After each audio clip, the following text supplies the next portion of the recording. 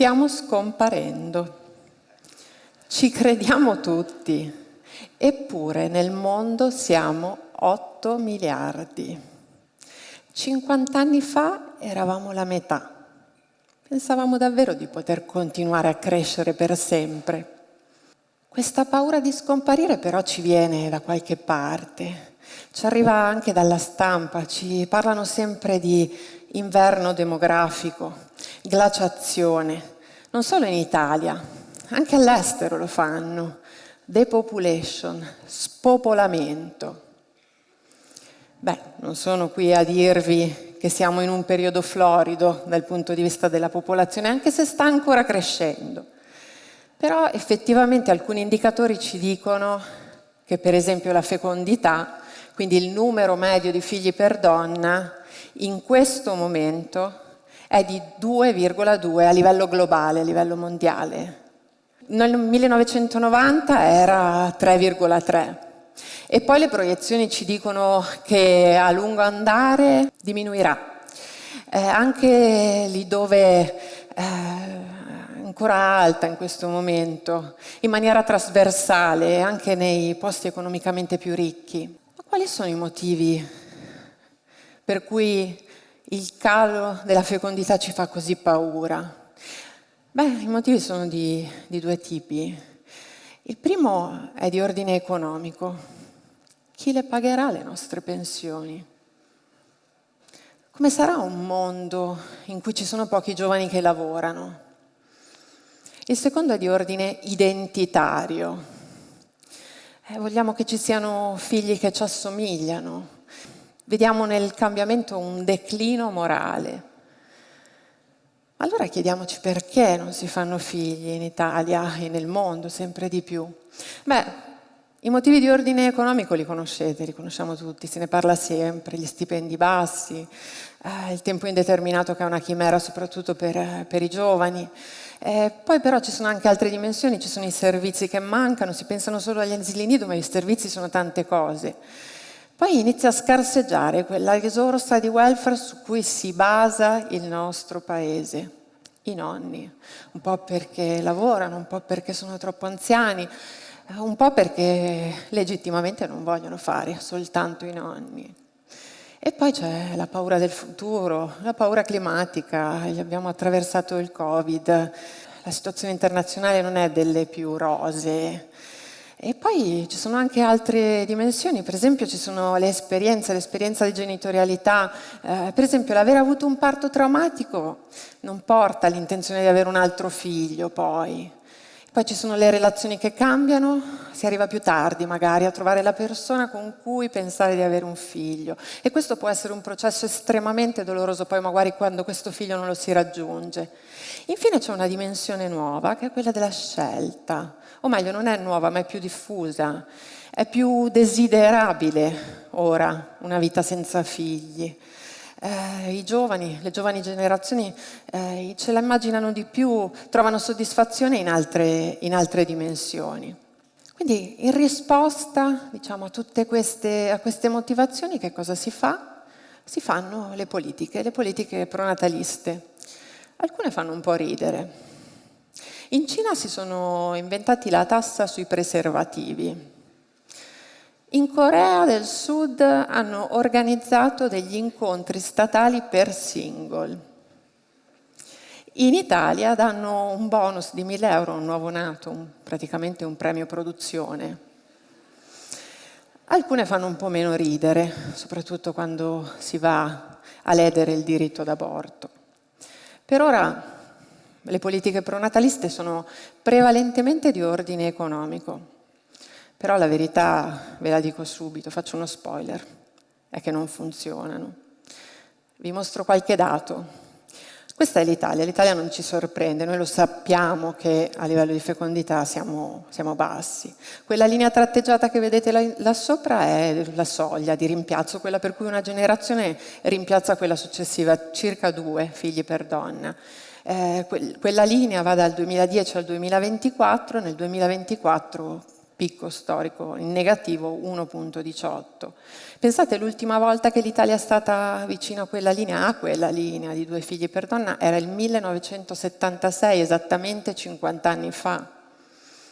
Ora abbiamo anche una struttura più ristretta, poche potenziali madri. Però ci sono dei paesi che, almeno nella narrazione italiana, sono particolarmente efficaci in termini di fecondità. Il primo è la Francia. Effettivamente la Francia nel 2014 a quel livello di 2 ci stava, però come vedete poi è iniziato a calare. Adesso è 1,62, soprattutto dopo il Covid sta arrivando pericolosamente vicino all'Italia. Eppure è un posto in cui le politiche e i servizi per i figli ci sono. Un altro grande mito sono i paesi nordici. C'è tutto, welfare, economia florida, parità, perché effettivamente quando c'è la parità, la mancanza di parità è uno dei motivi per cui non si fanno figli, perché se me ne devo occupare solo io, magari ci penso un pochino. Nei paesi nordici c'è pure quella, eppure, guardate, questa è la Svezia. Nel 2014 era vicino ai 2 figli per donna e ora è calata bruscamente ancora più vicino all'Italia. Se vi avessi fatto vedere la Finlandia sarebbe stata ancora peggio. E infine c'è un altro paese che nella nostra narrazione, nella loro narrazione, ha politiche pronataliste efficacissime. L'Ungheria. Eccola. Ora, l'Ungheria effettivamente partiva più bassa di noi, poi con una grande spinta è riuscita un pochino ad andare verso l'alto, mai avvicinati a quella soglia di 2 e ora via, di nuovo in declino. E quindi le politiche pronataliste non solo non funzionano, ma ci rimane la paura. E guardate, questa paura non c'è solo adesso.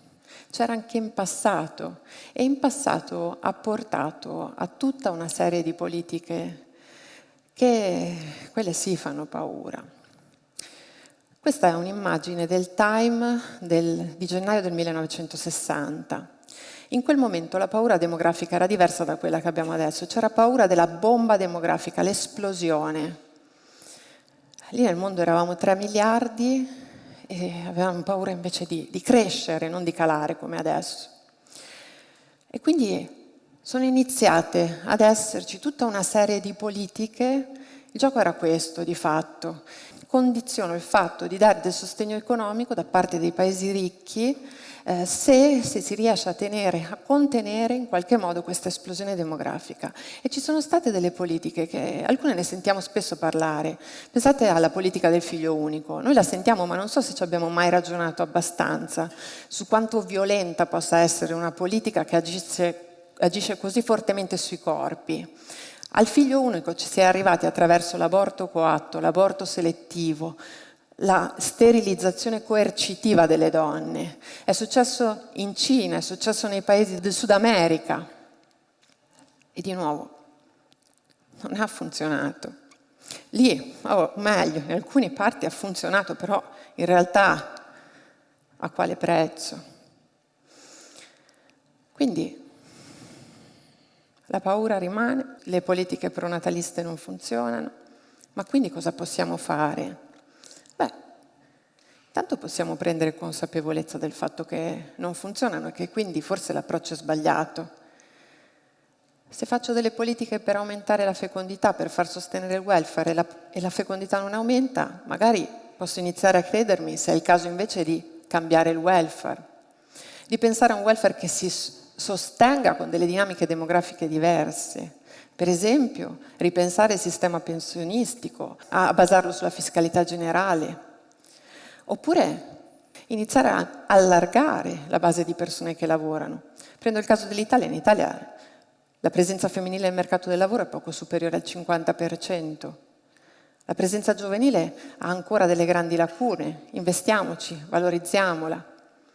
Iniziamo a pensare al grande sistema su cui si baserà questo nuovo equilibrio demografico, che è la cura. Iniziamo a valorizzare il lavoro di cura. Iniziamo a pensare a tutte quelle famiglie, tutte quelle persone che non hanno il diritto a diventare genitori, ad estendere questo diritto. Iniziamo a pensare che le politiche possono essere fatte per il benessere delle persone, non per aumentare la natalità. Iniziamo a pensare ai figli che ci sono, non a quelli che non ci sono. La sanità, la scuola, l'istruzione. Queste sono dimensioni da valorizzare e non lo stiamo facendo perché? Perché investiamo su qualcosa che ancora non c'è, forse non ci sarà, perché c'è anche la libera scelta di non avere figli. Insomma, pensando alla questione dell'umanità, mi sono detta che forse il centro della questione dell'umanità è proprio questo: abbandonare questa paura che ci immobilizza per iniziare a costruire un domani che magari non è uguale a ieri, però nel quale potremo vivere bene.